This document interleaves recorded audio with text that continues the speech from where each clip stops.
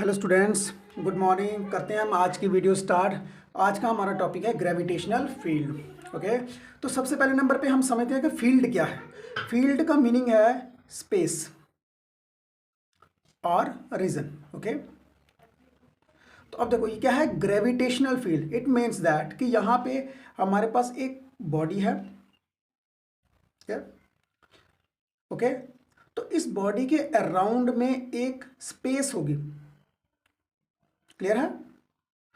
अब अगर कोई भी ऑब्जेक्ट इस स्पेस के अंदर आता है, ठीक, तो ये बॉडी क्या करेगी, इसके ऊपर फोर्स लगाएगी। क्या लगाएगी? फोर्स लगाएगी और उसको अपनी तरफ खींचेगी। क्या करेगी? अपनी तरफ खींचेगी। ओके, यहां तक ये चीज क्लियर है। तो अगर अब कभी हम देखें तो ग्रेविटेशनल फील्ड क्या हुई भाई? फील्ड तो हमारे पास क्या है, ये जगह है, स्पेस और रीजन। ओके, स्पेस और रीजन, जिस जिस स्पेस के बीच में अगर कोई बॉडी आती है और वो क्या करेगी, एक्सपीरियंस करेगी, फोर्स एक्सपीरियंस करेगी। क्लियर। और वो फोर्स कैसे एक्सपीरियंस करेगी भाई? ये जो बॉडी है वो क्या करेगी, वो एक्सर्ट करेगी फोर्स किसके ऊपर, जो जो स्मॉलेस्ट बॉडी है जो उसकी फील्ड के बीच में आ रही है। ओके, क्लियर है। तो अब मैं इसकी डेफिनेशन लिख रहा हूं। देखो, gravitation field is defined as space और region around a body up to which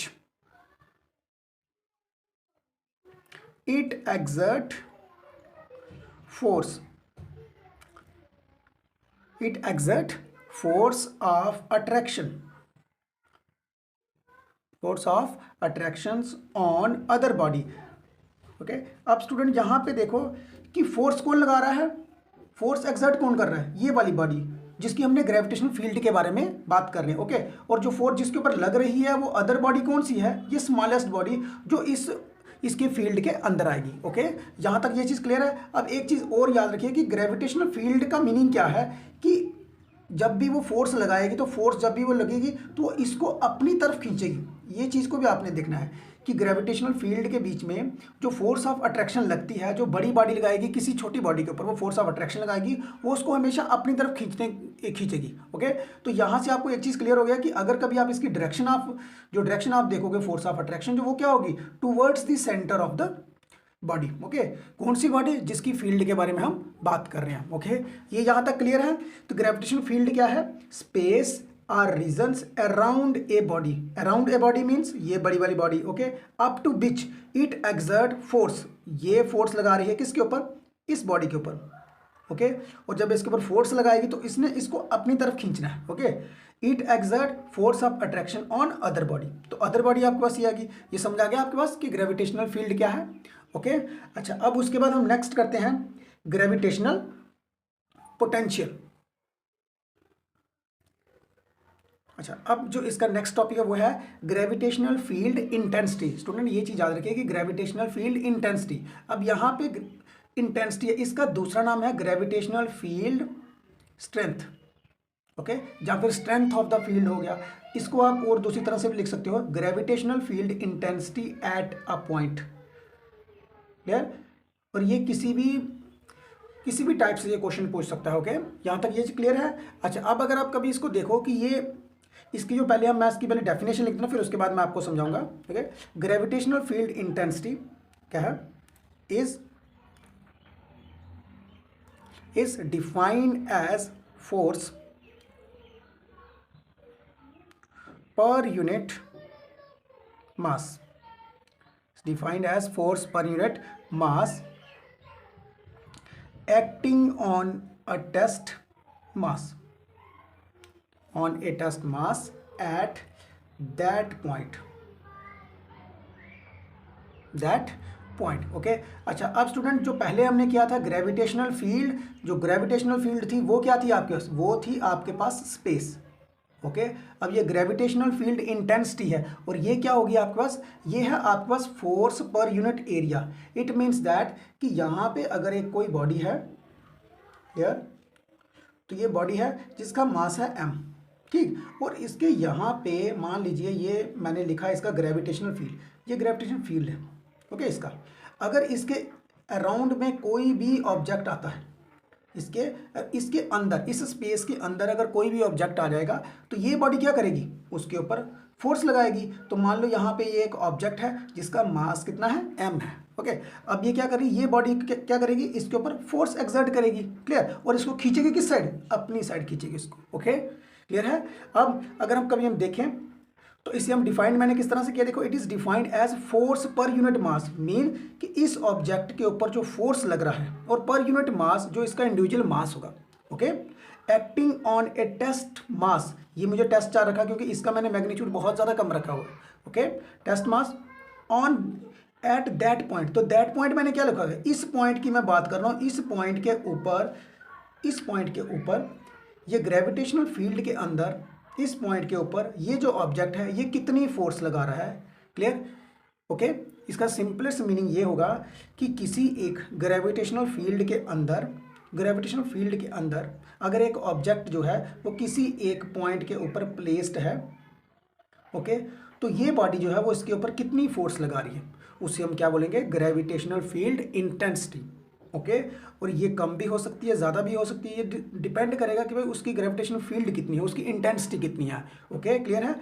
तो इसे हम डिनोट किससे करते हैं, इट इज डिनोटेड बाय ई के साथ। ओके, तो अगर कभी आप इसको डेफिनेशन में देखोगे तो ये क्या है, फोर्स पर यूनिट मास, तो ये आ गया फोर्स पर यूनिट मास, तो मीन्स F/m। तो आगे जाके अब इट मीन्स दैट कि ये क्या बन जाएगा, फिर ये आपके पास एक वेक्टर क्वांटिटी है। ये क्या है, वेक्टर क्वांटिटी, क्लियर, ये चीज़। ओके, अच्छा, अब अगर कभी हम इसकी डायरेक्शन देखो तो स्टूडेंट, अब बड़े बच्चे जो है ना वो डायरेक्शन जो है ना वो इसकी गलत लिख देते हैं। ओके, कि इसकी डायरेक्शन किस साइड की है। अब देखो मैं आपको क्लियरली समझाता हूँ, जैसे फॉर एग्जांपल ये देखो कि यहाँ पे एक ऑब्जेक्ट है जी, ये ऑब्जेक्ट है।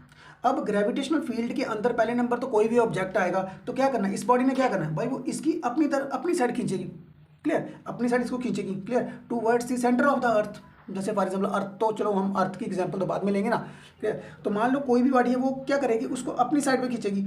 तो जब कोई फोर्स, ऐसी फोर्स लग रही है कि वो इस ऑब्जेक्ट को अपनी साइड खींच रही है, टूवर्ड्स द सेंटर, तो फिर इसका मीनिंग है कि इसकी डायरेक्शन किस साइड होगी, इसकी डायरेक्शन होगी towards the centre of the body. किस बॉडी, जिसके ग्रेविटेशनल फील्ड है, ओके, जिसकी हम बात कर रहे हैं ग्रेविटेशनल फील्ड की, जिसकी इंटेंसिटी की बात कर रहे हैं, उसके सेंटर की तरफ इसकी डायरेक्शन होगी। ओके, तो डायरेक्शन हम लिखेंगे, its direction is towards the centre of gravity. तो ग्रेविटी का मीनिंग है जिसके पास फोर्स होती है भाई, जो फोर्स लगा रहा है अपनी तरफ खींचने के लिए, उसे हम क्या बोलेंगे, ग्रेविटी बोलेंगे। Okay, towards the centre of gravity of the body. यहाँ तक क्लियर है। हुज, जिसकी हम बात कर रहे हैं, whose gravitational field is consider, जिसे हम क्या कर रहे हैं, उसकी ग्रेविटेशनल फील्ड को कंसीडर कर रहे हैं। ओके, उसकी सेंटर की तरफ इसकी क्या होगी, डायरेक्शन होगी। ओके, यहाँ तक ये चीज़ क्लियर है। अच्छा, अब उसके बाद इसके डेरिवेशन के ऊपर चलते हैं, ठीक। ओके, अच्छा स्टूडेंट, अब हम इसकी क्या करेंगे, डेरिवेशंस करेंगे। ओके, क्लियर है। अच्छा, अब मान लीजिए हमारे पास एक बॉडी है जो बिगर बॉडी होगी, जिसकी ग्रेविटेशनल फील्ड इंटेंसिटी के बारे में हम बात कर रहे हैं। ओके, ये बॉडी है हमारे पास ए बॉडी, जिसका मास क्या है, कैपिटल एम। ओके, और यहाँ पे एक ऑब्जेक्ट है जिसका मास है स्मॉल एम। ओके, और ये प्लेस्ड है with in the gravitational field, जो प्लेस्ड है कहाँ पे, ग्रेविटेशनल फील्ड के अंदर प्लेस्ड है। ओके, अब हम जब भी डिस्टेंस मानेंगे कहाँ से मानते हैं, सेंटर से लेके ऑब्जेक्ट तक मानते हैं। तो सेंटर से लेके यहाँ से लेके तो यहाँ तक का जो इसका डिस्टेंस है उसे आप क्या मान लो, आर मान लो। ओके, क्लियर है। अब जब ये ऑब्जेक्ट जो है वो इसके ऊपर फोर्स लगाएगा, ओके, अपनी साइड खींचने के लिए, ओके, तो उसे हम क्या बोलेंगे, ग्रेविटेशनल फील्ड इंटेंसिटी। ठीक है, तो पहले हम इसके बारे में लिख लेते हैं कि consider a body of test mass m placed, जो प्लेस्ड है कहाँ पे, प्लेस्ड एट पॉइंट पी के ऊपर प्लेस्ड है। ओके, अब इसके ऊपर जो है वो इस ऑब्जेक्ट के ऊपर जो फोर्स लग रही है, जो फोर्स ऑफ अट्रैक्शन लग रही है, वो कितनी होगी? अकॉर्डिंग्स टू ग्रेविटेशनल लॉ के अकॉर्डिंग कोई भी ऑब्जेक्ट जो है वो दूसरी ऑब्जेक्ट के ऊपर क्या लगाती है? फोर्स लगाती है। तो अगर कभी हम देखते हैं कि ये ऑब्जेक्ट इस ऑब्जेक्ट के ऊपर जो फोर्स लगा रहा है, तो वो फोर्स क्या है? Gravitational force. तो क्या आएगा आपका? G capital M small m upon उन दोनों के बीच का क्या है? Distance between their centres. Okay, तो ये क्या आएगा आपका? R square. यहाँ तक ये चीज़ क्लियर है? इसको रख लो आप इक्वेशन नंबर 1। ठीक है। अच्छा, अब हमें पता है कि ग्रेविटेशनल फील्ड इंटेंसिटी जो है वो किसके बराबर होती है? फोर्स पर यूनिट मास के बराबर होती है। हमें क्या निकालना है? ग्रेविटेशनल फील्ड इंटेंसिटी निकालनी है, ई निकालनी है। तो आप जो फर्स्ट इक्वेशन है उसको आप यहाँ पे पुट करो, तो कितना आएगा? G capital M small m upon R square, और नीचे क्या है? एम के साथ ये एम कट जाएगा, तो G M upon R square. तो ग्रेविटेशनल फील्ड इंटेंसिटी जो है वो किसके बराबर आएगी? G M upon R square के बराबर आएगी। ओके स्टूडेंट, यहाँ तक ये चीज़ क्लियर है? मैंने यहाँ पे सिंपली एफ की वैल्यू यहाँ पे पुट की है। ओके, एफ की वैल्यू मैंने यहाँ पे पुट कर दिया, तो यहाँ से स्मॉल एम जो है वो कट जाएगा, एंड में जो आपके पास आएगा वो G M upon R square आएगा। ओके, ये चीज़ क्लियर है? अच्छा, अब स्टूडेंट अब आपको पता है कि आपने पहले जो डेरिवेशंस में किया था और स्मॉल जी और कैपिटल जी के बीच में जो रिलेशन किया था वो किसके बराबर था आपका? G M upon R square, ये चीज़ की थी। अब मान लो वहाँ पे तो जो distance between the two object था, वहाँ पे उनके बीच में डिस्टेंस कितना था? आर था। तो हम यहाँ पे इन दोनों के बीच में डिस्टेंस कितना ले रहे हैं? Small r. तो अगर मैं यहाँ पे इस डेरिवेशन को कन्वर्ट करूँ तो मेरे पास जी कितना आएगा? G M upon small r. Okay, अच्छा, अब इट मीन्स दैट कि यहाँ पे ये पूरी की पूरी टर्म बिल्कुल सेम आ रही है, तो यहाँ पे हम फिर क्या लिखेंगे? ई किसके बराबर है आपकी? जी के बराबर आई। ओके, जो हमारा ई है, ई हमारा जो है वो किसके बराबर आ जाएगा? जी के बराबर है। ये देख लो, ई इज इक्वल टू जी के बराबर। ठीक है, यहां तक ये क्लियर है? तो अब अगर कभी हमें ग्रेविटेशनल फील्ड इंटेंसिटी को डिफाइन करना पड़े तो वो हम किस तरह से करेंगे? ग्रेविटेशनल फील्ड को अब अगर हम डिफाइन करेंगे इन टर्म ऑफ ग्रेविटी, से वो कैसे करेंगे? Gravitational field intensity at a point, कौन सा पॉइंट? पी पॉइंट के ऊपर, at a point in a gravitational field. Field कौन सी है? ये फील्ड, और इसी फील्ड के अंदर है आपका point P. Okay, gravitational field intensity at a point P in a gravitational field is equal to, अब देखो, इज इक्वल टू, अब ये इक्वल किसके बराबर आ रही है? ग्रेविटी के बराबर आ रही है। Is equal to free acceleration of the test mass, placed at that point. अब मैं इसका मीनिंग समझाता हूँ। देखो, कहता है कि जो ग्रेविटेशनल फील्ड इंटेंसिटी है एट पॉइंट पी के ऊपर, ओके, ये पी पॉइंट पहले नंबर पे देखो कहाँ पे है? इन्हें ग्रेविटेशनल फील्ड के अंदर है, और वो किसके बराबर होगा? ई इजिकल टू जी के बराबर। मीन्स कोई अगर ऑब्जेक्ट जो है, अगर हम किसी ऑब्जेक्ट को अगर हम गिराते हैं तो जो बिगर मास होता है वो उसको क्या करता है? अट्रैक्ट करता है, अपनी साइड खींचता है। जैसे ये देखो, ये मार्कर है, तो ये किस साइड जाएगा? नीचे को जाएगा, नीचे को। तो इट मीन्स दैट कि जो बिगर बॉडी है वो क्या करेगी? उसको अट्रैक्ट करेगी अपनी साइड पे। ओके, तो ये क्या मैंने लिखा है? Free acceleration. तो फ्री एक्सेलरेशन क्या होता है भाई? जब यहाँ से ऑब्जेक्ट था तो यहाँ से चलना स्टार्ट हुआ, उसकी वेलोसिटी बढ़ी, उसके बाद यहाँ पे वेलोसिटी बढ़ रही है। वेलोसिटी मतलब विद रिस्पेक्ट टू टाइम उसकी बढ़ती जा रही है, तो चेंज इन वेलोसिटी किसके बराबर होगी? एक्सेलरेशन के बराबर। तो मैंने यही लिखा है कि free acceleration of the test mass जो है वो क्या हो जाएगा? Is equal to the free acceleration of the test mass जो प्लेस्ड एट दैट पॉइंट के ऊपर है। ओके, क्लियर है ये चीज? अब अगर हम कभी इसका डायमेंशनल फार्मूला लिखें,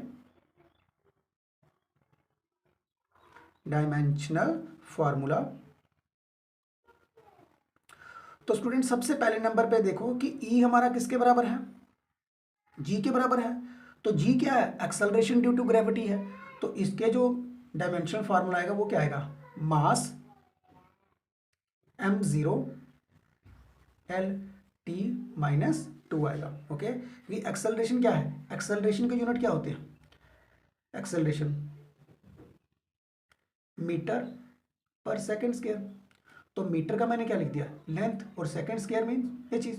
ओके, यहाँ तक ये क्लियर है स्टूडेंट। ओके, मैं दोबारा से एक बार पूरे इसको रिवाइंड कर देता हूँ। देखो कि जो ग्रेविटेशनल फील्ड इंटेंसिटी है वो क्या है। ग्रेविटेशनल फील्ड इंटेंसिटी का मीनिंग है कि कोई भी एक ऑब्जेक्ट जब with in the gravitational field के अंदर हो तो उसके ऊपर फोर्स कितनी लगती है, उसके ऊपर फोर्स कितनी लगती है। ओके, ग्रेविटेशनल फील्ड इंटेंसिटी का मीनिंग है कि उस ऑब्जेक्ट के ऊपर फोर्स कितनी लग रही है और पर यूनिट मास उसका मास कितना है। ओके, तो उसे हम क्या बोलेंगे, gravitational field intensity. Okay student, यहाँ तक क्लियर है। ओके